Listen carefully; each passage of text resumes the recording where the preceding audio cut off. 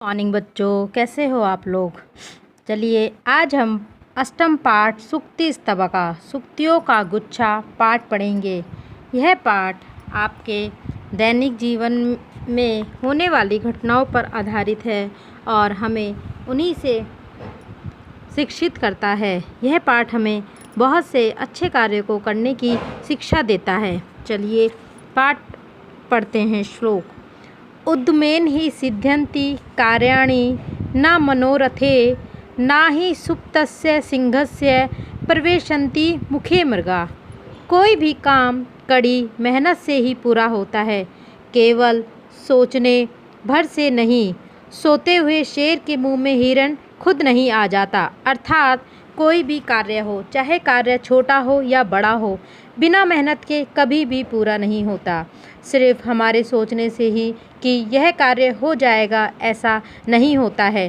कोई भी कार्य करने के लिए हमें मेहनत करनी पड़ती है, तभी वह कार्य पूरा होता है। इसीलिए हमें कभी भी किसी काम के प्रति आलस नहीं दिखाना चाहिए। हमें समय पर अपना कार्य पूरा करने के लिए प्रेरित होना चाहिए। पुस्तके पठिता पाठ है जीवन नेव साधिता की भवेत तेन पाठेन जीवन योना सार्थका। यदि पुस्तक में पढ़ा गया पाठ जीवन में नहीं साधा गया तो जीवन में जो सार्थक नहीं है उस पाठ से क्या लाभ। अर्थात अगर हमने पुस्तक में कोई पाठ पढ़ा है और वह पाठ हमें शिक्षा देता है और यदि हमने वह पाठ की शिक्षा को अपने जीवन में उसका उपयोग नहीं किया तो ऐसे पाठ को पढ़ने से कोई फ़ायदा नहीं। अर्थात कहने का तात्पर्य यह है कि जब हमें कोई कार्य करने के लिए प्रेरित किया जाता है या हमें कोई पाठ कोई शिक्षा ऐसी दी जाती है जिसका हम अपने जीवन में इस्तेमाल या उपयोग कर सकते हैं, तो हमें अवश्य ही अपने जीवन में उसका प्रयोग करना चाहिए। प्रिय वाक्य प्रदनेन सर्वे तुष्यन्ति मानवः तस्मात् प्रिय ही वक्तव्ये वचने का दरिद्रता। सभी मनुष्य प्रिय वचन कहने से प्रसन्न होते हैं, अतः मीठा बोलना चाहिए। बोलने में कंजूसी क्यों। अर्थात कहने का तात्पर्य है कि कोई भी मनुष्य हो वह प्रिय बोलने से, अच्छा बोलने से खुश होता है। हमें सभी के साथ, चाहे कोई छोटा हो या बड़ा हो, बूढ़ा हो या जवान हो, सभी के साथ हमें प्रेम से बोलना चाहिए, क्योंकि हमारी वाणी ही हमारी पहचान होती है। गच्छान पिपलिको याति योजनानां शतान्यपि अगच्छन वेनत्योपे पद्मके न गच्छति।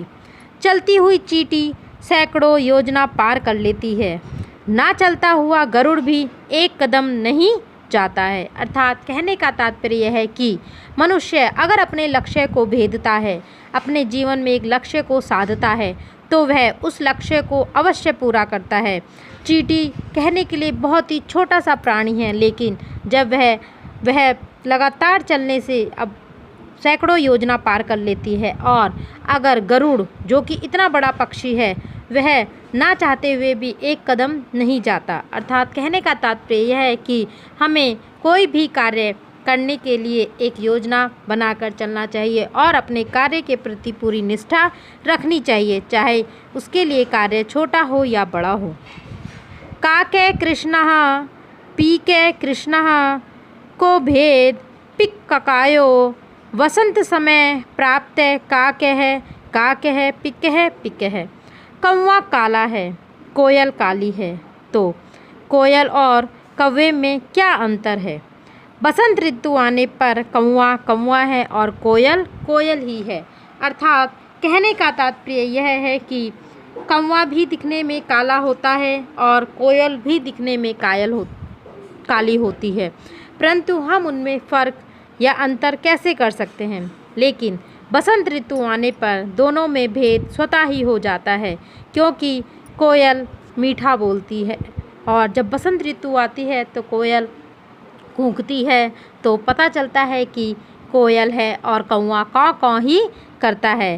कोयल अपनी मीठी वाणी के कारण ही पहचानी जाती है। अर्थात कहने का तात्पर्य है कि हमारी वाणी हमारे व्यक्तित्व को दर्शाने में बहुत बड़ा योगदान रखती है।